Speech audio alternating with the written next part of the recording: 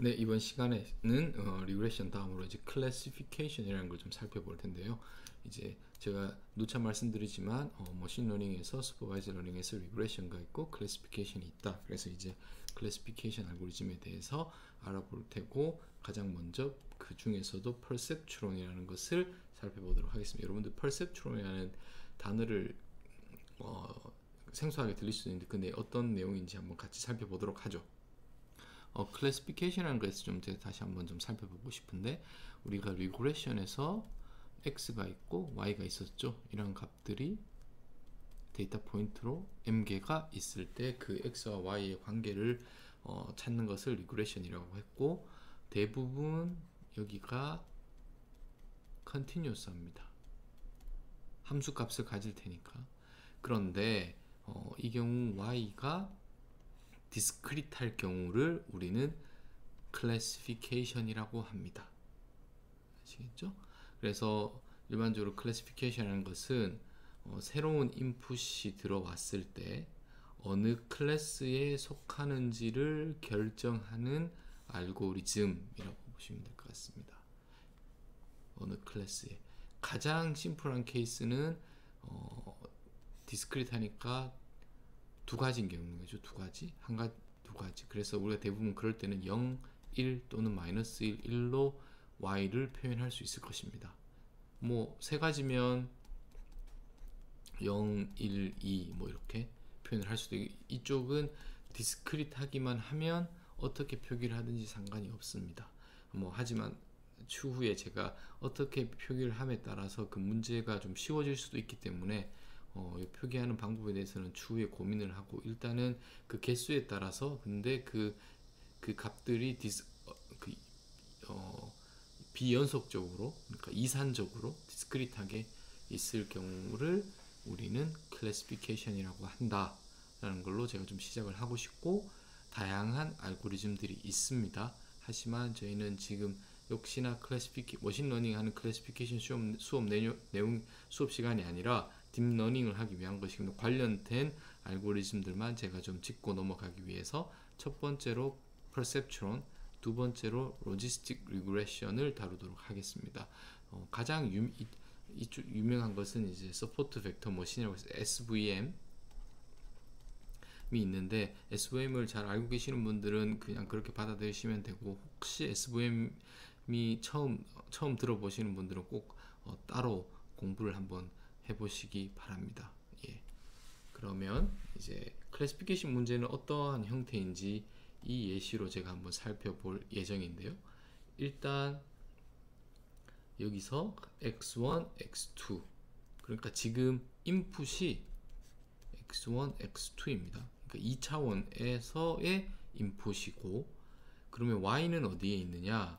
지금 저는 y를 여기와 여기에 컬러로 표현했습니다. 뭐 예를 들면 파란색이 클래스 그러니까 이게 0 또는 1로 표현이 되겠죠. 여기가 0으로 표기를 하고 여기를 1로 표기를 했다면 근데 제가 그것을 다르게 표현하기 위해서 색깔을 다르게 표현한 겁니다. 자, 그래서 뭐 2차원에서 이렇게 관계에서 이것이 인풋이고 이것이 아웃풋이 아니라 이 점에 해당하는 좌표 x1, x2가 인풋이고 아웃풋에 해당하는 것은 지금 이 경우에는 제가 색깔을 다르게 표현해서 그것을 구분했습니다. 자, 이 문제는 클래스가 두 개인 바이너리 클래시피케이션 문제입니다. 됐죠?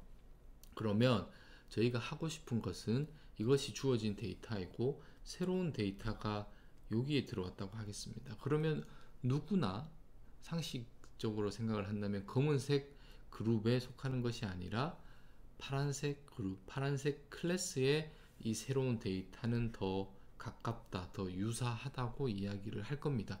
거리를 기반으로 한 어떤 similarity, 어떤 유사도를 기반으로 한다면 상식선에서 자, 그러면 이거를 어떻게 판단할 수 있을까? 이 새로운 점들이 어떤 점들이 일반적으로 클래시피케이션 할 경우에는 이렇게 이 두 개의 클래스를 이것과 이것을 구별하는 바운더리를 찾습니다. 이게 직선이면 리니어 바운더리겠죠? 그래서 그때는 리니어 클래시피케이션 바운더리가 됩니다. 이 직선이 구해지면 이 직선 위에 이쪽에 있느냐에 따라서 클래스 0에 속하느냐 클래스 1에 속하느냐를 저희가 판단할 수 있겠죠. 그래서 제가 말씀드린 것은 클래시피케이션 문제에서 클래스가 트레이닝 데이터셋의 클래스가 구별된 데이터가 포인트가 있고, 저희가 하는 것은 바운더리를, 그러니까 그 모델을 먼저 빌드업을 합니다. 여기에서는 이런 선형식이면 이 직선을 이야기하는 거겠죠. 그리고 그 새로운, 이제 여기서 끝나는 것이 아니라 새로운 데이터가 들어왔을 때는 제가 구한 그 트레이닝 데이터셋을 기반을 해서 구한 바운더리에 어느 쪽에 있는지를 판단을 해서 클래스를 구별하는 식으로. 그래서 역시나 여기도 이 경우에 직선이면 리니어면 직선의 방정식을 구하는 것입니다. 직선의 방정식을 구하는 것 아시겠죠? 자, 그래서 이번에는 퍼셉트론이라는 리니어 클래시파이어 중에 하나인 알고리즘을 제가 살펴볼 예정입니다. 그래서 어떤 예를 들 거냐 하면, 이 모티베이션, 여러분들이 은행에서 일을 한다고 가정하겠습니다. 은행에서. 그리고 은행에 손님들이 올 겁니다. 아마 고객들이. 그럼 여러분들의 역할은 무엇이냐 하면, 이 손님이 이제 은행에서 돈을 빌리기를 원한다고 가정을 하면 대출을 해줄지 대출을 해주지 말지를 결정을 해야 된다고 하겠습니다. 여러분들이 역할입니다. 여러분들이 클래시파이어인 거죠. 그런데 자, 보시면 여러분들이 고객이 오면 그 attribute이라고 해서 고려를 해야 될 사항들이 있을 겁니다. 아마 뭘 할까요? 예를 들어서 나이, 그다음 성별, 그다음 직업,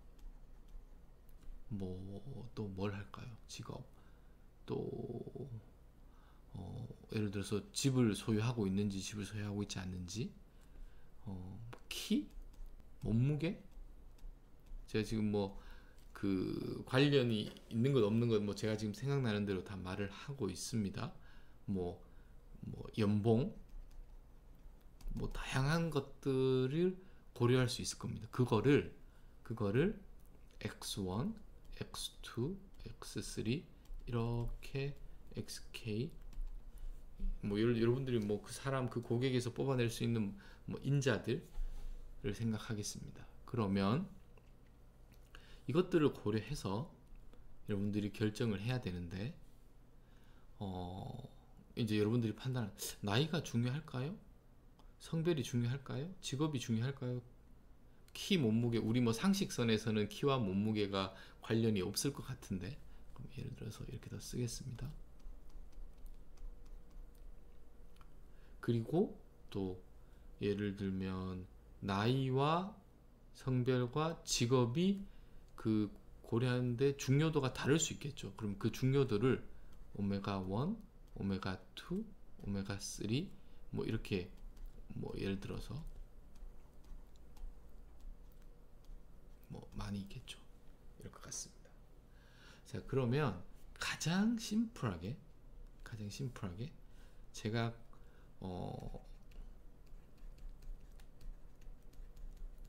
쭉쭉쭉쭉 가서 오메가 k, xk를 계산을 해서 이 값이 어떤 값보다, 이제 이건 스레시홀드죠. 크면 yes, 그렇지 않으면 no라고 이렇게 판단할 수도 있겠죠. 그래서 선형 결합을 하고 그것이 어떤 값보다 크면 제가 대출을 할 테고, 크지 않으면 제가 거절해서 대출을 허락하지 않겠습니다. 엄밀하게 따지지 마시고 저는 이제 이 모티베이션을 위해서 좀 심플한 모델을 생각하는 거니까. 자, 이런 모델을 생각을 했을 때 우리가 일반적으로 그 몸무게, 키가 중요하지 않다면 이 오메가에 해당하는 것이 0이 되겠죠. 몸무게가 중요하지 않으면 저희가 0으로 두면 되는 겁니다. 그리고 예를 들어서 직업이 중요하면 여기에 대한 웨이트가 뭐 예를 들어서 10이라고 하겠습니다. 뭐 연봉이 중요하면 또 뭐 20이라고 하겠습니다. 그런데 지금 이 0과 10, 20 이런 것들을 저희가 어떤 경험이나 저희의 상식선에서 고려를 할 수도 있겠지만 그리고 어느 컨트리뷰시 어디까지를 고려해야 되는지를 저희가 경험을 통해서도 결정할 수 있겠지만 지금 저희는 뭐 인공지능이라고 해서 머신러닝 또는 딥러닝을 배우고 있는데 결국은 무엇을 하고 싶으냐 하면 데이터 드리븐한 방법들을 생각하고 있는 거죠. 그래서 뭐 이 데이터 기반으로 어떻게 할 수 있는지 좀 여러분들의 사고의 전환이 필요한데 그 얘기를 다시 하겠습니다. 이 플로우를 보면 데이터가 들어가고 제가 최종적으로 클래시피케이션하는 알고리즘을 만들고 싶은데 여기서 데이터라는 것은 사람입니다. 아니면 커스터머가 왔을 때 이 커스터머 자체를 하는 것이 아니라 그 커스터머에서 우리가 말하는 애트리뷰트를 여기서는 피처라고 합니다. 피처. 이제 XI들이겠죠. 뽑고 이 아이들에서의 클래시파이어를 저희가 디자인할 예정입니다. 그리고 더 중요한 것은 이 오메가들을 유저 또는 사람이 판단하는 것이 아니라 저희가 잘 보시면 은행이 예를 들어 30년간 운영을 했다고 하겠습니다. 그러면 무수히 많은 히스토리컬한 데이터가 있을 겁니다.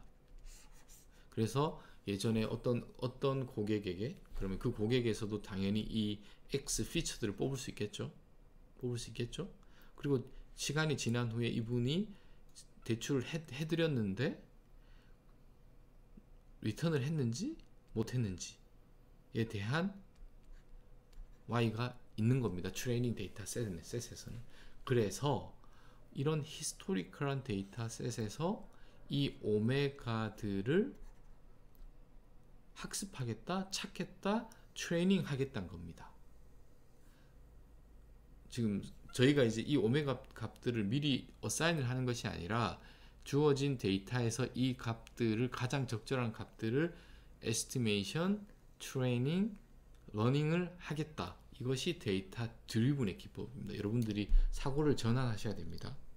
아시겠죠? 이걸 어떻게 찾는지에 대해서는 제가 추후에 뭐 다양한 방법들이 있지만 그 중에 몇 개를 제가 여러분들과 이 시간을 통해서 공유를 할 예정인 거고. 예를 들어서 X4, X 예를 들어 여기가 뭐 10이 있었는데 이것이 중요한지 안 한지를 이 인자를 이게 뭐 어떤 물리적인 특성을 가지는지 모르겠지만 고민하는 것이 아니라 일단 그것을 넣습니다. 중요하지 않다면 학습을 하면 여기 앞에 있는 웨이트가 0이 돼야겠죠. 아니면 0에 가까운 수가 돼야겠죠. 네. 아시겠죠? 이것이 x2가 중요하다. x2 아니 여기 연봉으로 하게 k 번째가 중요하다고 하면 이 값이 부호에 따라 좀 바뀔 수 있겠지만 거기에 대한 그 오메가가 커질 겁니다. 아마. 아시겠죠? 이러한 접근 방법을 한번 고려 퍼셉트론 또는 리니어 클래시파이어의 모티베이션 제가 설명을 드렸고 더 구체적으로 퍼셉트론이 어떻게 수학적으로 모델링되고 접근되는지를 살펴보도록 하겠습니다. 자, D개의 피처를 뽑았다고 하겠습니다. 수학적으로 그러면 웨이트가 다 다를 수 있으니 xi, 오메가 i를 해서 서메이션을 하는데 i가 1부터 d까지를 했죠. 이렇게 됩니다. 이게 어떤 특정 값, 이것도 뭐 정해진 게 아니에요. 이것도 모릅니다. 무슨 값인지. 보다 크면 approve를 하고 작으면 deni를 한다고 하겠습니다. 됐죠? 이거를 좀 더 예쁘게 쓰면 이걸 좀 넘기겠으면 그럼 이렇게 되겠죠? 그래서 이게 부호가 이렇게 되면 approve, 이렇게 되면 deny인 거죠. 그 얘기는 뭐냐? sin 펑션, sign이라는 게 부호입니다. 이렇게. 그래서 G축이라고 하면 이게 여기로 하죠. 그 sign이라는 펑션이 있는데 여기 값이 양수면 1로 리턴하고 음수면 마이너스 1로 리턴하는 뭐 이런 함수를 우리가 생각할 수 있겠죠. 그래서 이것이 양수면 1로 리턴할 거고 여기서 음수면 마이너스 1로 리턴을 할 겁니다. 됐죠? 그 값을 hx라고 하겠습니다. hx. 그리고 어차피 이것도 미주수고 마이너스가 붙어 있기 때문에 플러스라고 그것을 오메가 낫으로 표기를 하겠습니다. 표기를. 그래서 여기까지 왔습니다. 여기까지. 전 슬라이드에서 이야기한 거고 여기까지 증명이 됐고, 그러면 트릭을 쓸 텐데 x 낫을 여기서는 분명히 x가 1부터 d까지였습니다. 1로 두면 그러니까 여기가 1인 거죠. 이것이 서메이션이 오메가 i x i인데 i가 0부터 d까지. 이것은 무엇이냐면 오메가 1 x1 오메가 0 플러스 오메가 2 x2 플러스 이렇게 가는 겁니다. 오메가 d x d. 그래서 이제 상수항도 생기게 되었습니다. 하지만 표기를 하면 이렇게 간결하게 표기를 했습니다. 그래서 0부터 시작한다는 거, 여기는 1입니다. 자, 이렇게 해서 사인 함수에 넣고 그것을 h of x로 이야기를 하겠습니다. 그러면 벡터 형태로 이야기를 하면, 벡터 형태로 오메가라는 것은 1, 그 다음 오메가 1, 오메가 2 이렇게 되는 거겠죠. 이제 x는 오메가 0부터고 x가 1, x1, x2, xd 이렇게 되겠습니다.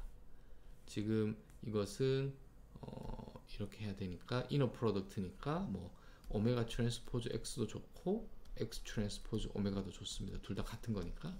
그래서 결국 벡터의 형태로 하면 엄밀하게는 제가 이렇다고 했죠. 근데 이제 그 표시를 대부분 여러분들이 그 문맥상 알 수 있을 때는 표기를 생략하도록 하겠습니다. 자, 이제 뭐 지금까지 이제 뭐 전혀 다른 걸 한 게 아니라 그 은행 문제에서 수학적으로 표현하기 위해서 좀 매니플레이션을 해서 여기까지 왔다는 거. 그리고 그러면 이제 그 이걸 가지고 어떤 기하학적인 의미가 무엇인지를 한번 살펴보도록 하겠습니다. 네, 그래서 이제 그 기하학적인 의미를 좀 살펴보기 위해서 좀 그 거리에 관한 거, 그리고 직선에 대한 것들에 대해서 좀 먼저 살펴본 다음에 다시 원래 제가 하고 싶었던 대로 돌아가도록 하겠습니다. 그래서 만약 오메가 2차원 공간상에서 오메가 x, 그러면 이제 이렇게 벡터를 표시할 수 있고, 저희가 gx를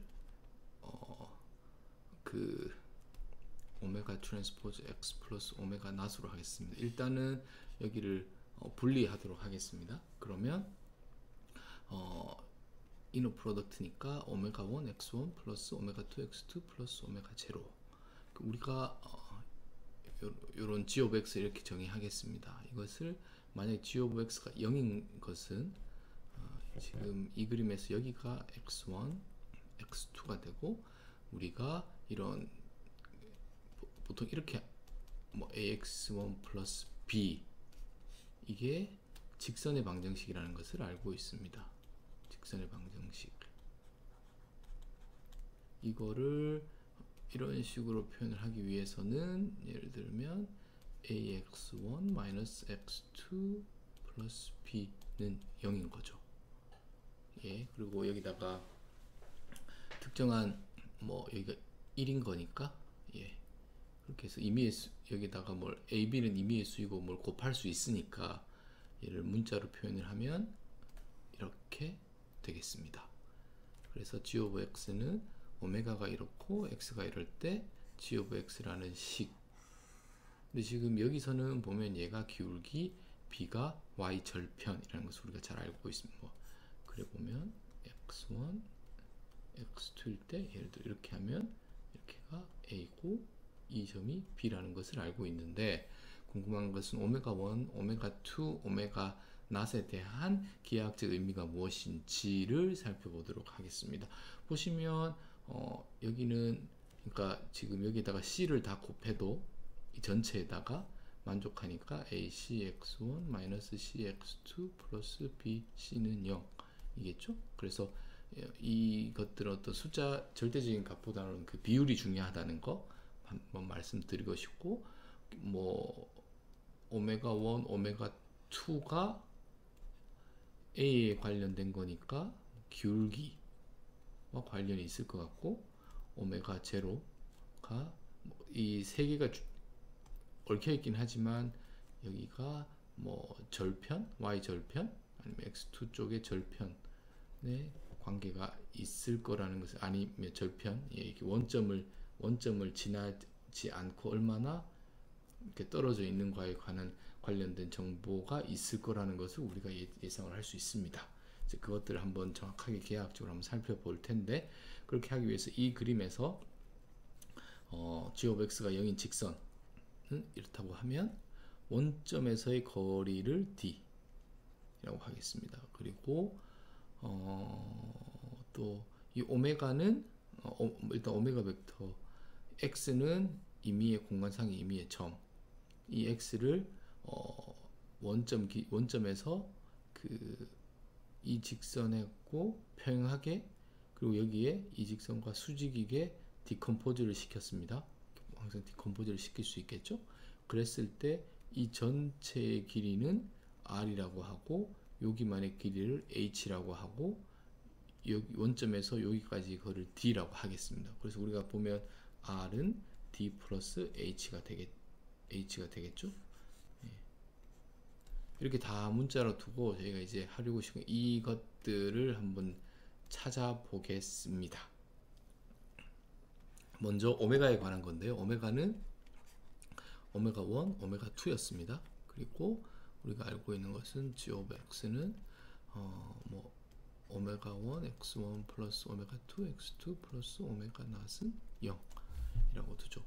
예를 들어서 이 직선상에 P라는 Q라는 점이 직선상에 있다고 하면 이 점이 P, 이 점이 Q라고 하겠습니다. 임의의 점이니까. 그러면 P도 여기를 만족하겠죠? Q도 여기를 만족하고, 그래서 여기 있지만 제가 다시 쓰겠습니다. G of X인데 이게 0인데 G of P가 만족하고 G of Q가 만족을 하니 그 이야기는 뭐냐 하면 이게 오메가 트랜스포즈 X 플러스 오메가 낫은 벡터로 표현을 하면, 그래서 오메가 트랜스포즈 P 플러스 오메가 낫은 0, 여기도 만족하니까 Q 플러스 오메가 낫은 0. 그렇게 해서 이 전체를 빼겠습니다. 그러면 오메가 트랜스포즈 P 마이너스 오메가 트랜스포즈 Q는 0이 됐고, 오메가 트랜스포즈로 묶으면 이렇게 되는 거죠. 그럼 이야기는 무엇이냐면 오메가와 벡터와 내적인 거죠. P 마이너스 Q. 일단 내적이 이너 프로덕트가 0이니까 뭔지 모르겠지만 오메가와 이것이 수직입니다. 90도. 근데 P 마이너스 Q라는 것은 이 두 직선상에 있으니까 P 마이너스 Q니까 이 벡터가 될 겁니다. 이 벡터. 임의의 점이기 때문에 방향은 이제 이 직선상인 거죠. 이것과 오메가라는 것, 여기서 시작한 이 오메가가 90도이기 때문에 오메가는 항상 수직입니다. 자, 그러면 이제 여러분들이 이제 수직이라는 걸 알았고, 오메가에 대한 것이 오메가 트랜스포즈 X 플러스 오메가 낫이 0이라는 거에서 이 직선의 방향은 정보는 어디 있느냐? 오메가에 있다는 거죠. 오메가가 이 방향이면 직선은 이렇게 수직이라는 겁니다. 근데 이 직선인지 이 직선인지는 모르죠. 방향성만 아는 거기 때문에 다 수직이니까. 자, 그래서 우리가 알아야 될 것은 오메가라는 것이 직선의 방향에 대한 정보를 말해주는데 그것은 평행한 것이 아니라 수직하다는 걸 보였습니다.